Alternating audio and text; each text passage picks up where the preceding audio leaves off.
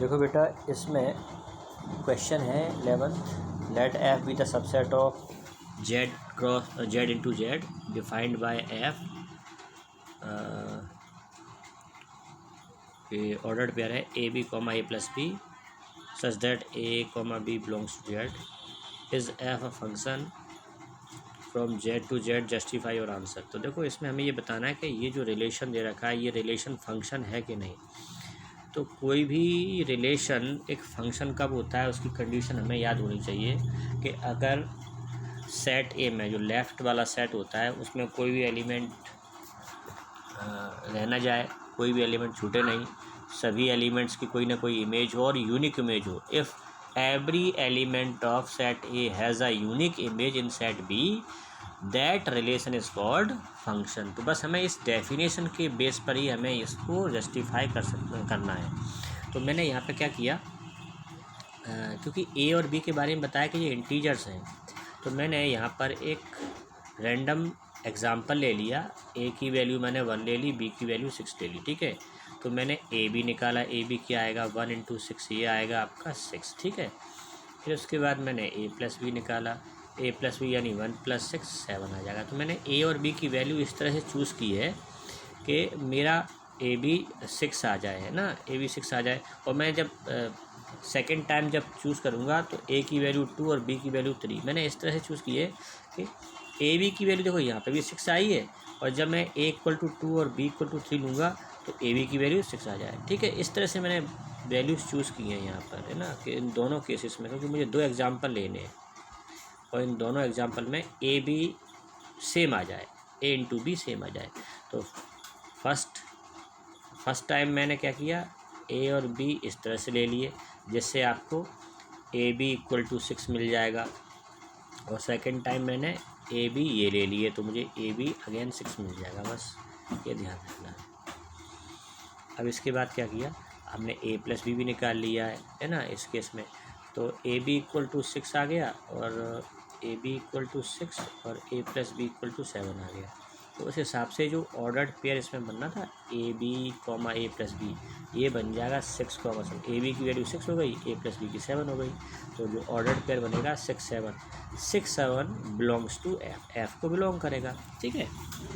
अभी जो सेकंड हमने एग्जांपल लिया है जिसमें हमने जो वैल्यूज सपोज की हैं ए और बी की, वो ये है ए इक्वल टू 2 और बी इक्वल टू 3। तो उसके हिसाब से ए बी निकाला, वो 6 आ गया, ए प्लस बी वो 5 आ जाएगा, 2 प्लस 3।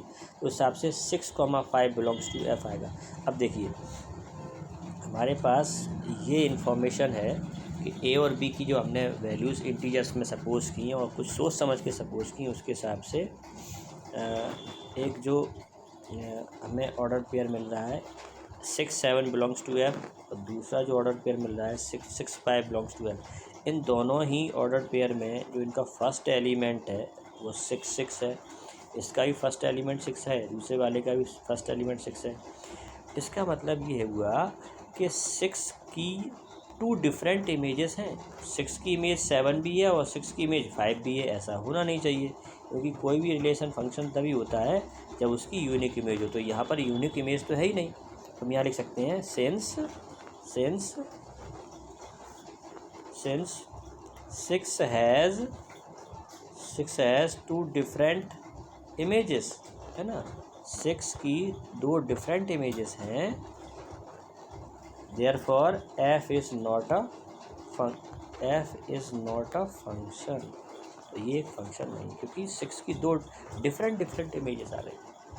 हाँ, ऐसा हो सकता है कि 2 एलिमेंट की सेम इमेज सेट बी में हो, लेकिन ऐसा नहीं होना चाहिए किसी फंक्शन के लिए कि एक ही एलिमेंट की 2 अलग अलग डिफरेंट इमेजेस बन रही हैं, है ना, 2 डिस्टिंक्ट इमेजेस नहीं होनी चाहिए। तो अगर ऐसा है तो फिर वो रिलेशन तो है लेकिन फंक्शन नहीं है।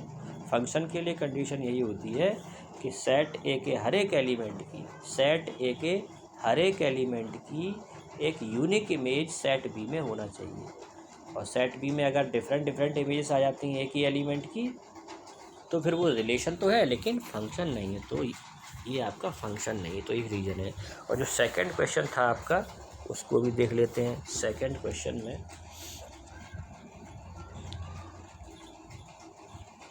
सेकंड क्वेश्चन आपका ये रहा। इस क्वेश्चन में क्या है,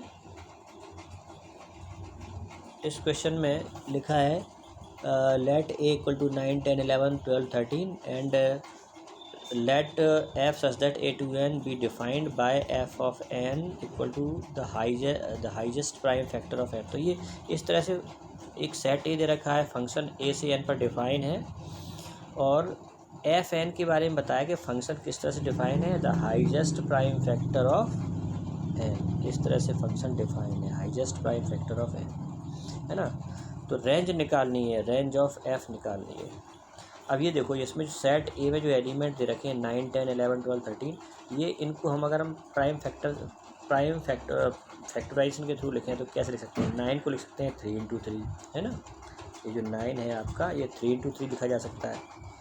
प्राइम फैक्टर्स बनाएंगे इसके, तो 9 को आप लिख लेंगे 3 × 3, 10 को लिख सकते हैं 2 × 5, 11 को 1 × 11 ही लिख सकते हैं, और कोई तरीका नहीं है। 12 को 2 × 2 × 3 लिख सकते हैं। प्राइम फैक्टर्स बनाने हैं, और 13 को 1 × 13। तो ये इनके प्राइम फैक्टर्स बनाने के लिए हम ऐसा कर लेते हैं, ठीक है। तो अब ये देखिए कि जब मैंने 9 को 3 × 3 लिखा, तो F of 9, F of N के बारे में क्या बताया? एफ ऑफ एन का मतलब है the highest prime factor of N, ऐसा बताया है ना। तो एफ ऑफ 9 का मतलब 9 का जो हाईएस्ट प्राइम फैक्टर है वो क्या है? 3 है। तो एफ ऑफ 9 इक्वल टू 3 आ जाएगा। 10 इक्वल टू 2 × 5 है, तो 10 के 2 प्राइम फैक्टर बन रहा है 2 और 5, तो इसमें से हाईएस्ट वाला कौन सा है? 5 है। तो एफ ऑफ 10 इक्वल टू 5 लिख देंगे। तो ये क्वेश्चन में डेफिनेशन बताई हुई है फंक्शन की, उसके हिसाब से हम एफ ऑफ 10 इक्वल टू 5 लिखते जा रहे हैं। हमें हाईएस्ट प्राइम फैक्टर लेना है उस नंबर का, जो हम एफ के साथ ब्रैकेट में लिख रहे हैं। तो एफ ऑफ 10 5 आ जाएगा। ऐसे ही एफ ऑफ 11 11 आ जाएगा, क्योंकि 11 को हम 1 × 11 लिख सकते हैं, उसमें हाईएस्ट नंबर जो ग्रेटेस्ट नंबर है वो 11 है इसके प्राइम फैक्टर्स में। ऐसे ही 12 के जो प्राइम फैक्टर्स हैं वो हैं 2 × 2 × 3, तो इसमें हाईएस्ट वाला कौन सा है? 3, इसलिए एफ ऑफ 12 जब यहाँ लिखा जाएगा, एफ ऑफ 12 तो वो 3 आ जाएगा। हाईएस्ट प्राइम फैक्टर लिखना है। ऐसे ही एफ ऑफ 13 13 आ जाएगा। तो अभी हम देखते हैं कि 9, 10, 11, 12, 13 के लिए जो फंक्शन के आउटपुट आ रहे हैं वो 3, 5, 11, 3, 13 ऐसे आ रहे हैं। तो ये जो आउटपुट आए हैं यही तो फंक्शन की रेंज है, इसलिए रेंज ऑफ एफ लिखेंगे हम 3, 5, 11, 13। अब देखो यहाँ पर क्या था, 3 रिपीट हुआ है। 3 कहाँ पे रिपीट हुआ है? एफ ऑफ 9 भी 3 है और एफ ऑफ 12 भी 3 है, मतलब 3 रेंज में 2 बार रिपीट हुआ है। तो जब रेंज लिखेंगे तो उसको रिपीट करके नहीं लिखेंगे, आपको रेंज अपने आप में एक सेट है, और सेट में कोई भी एलिमेंट रिपीट करके नहीं लिखा जाता।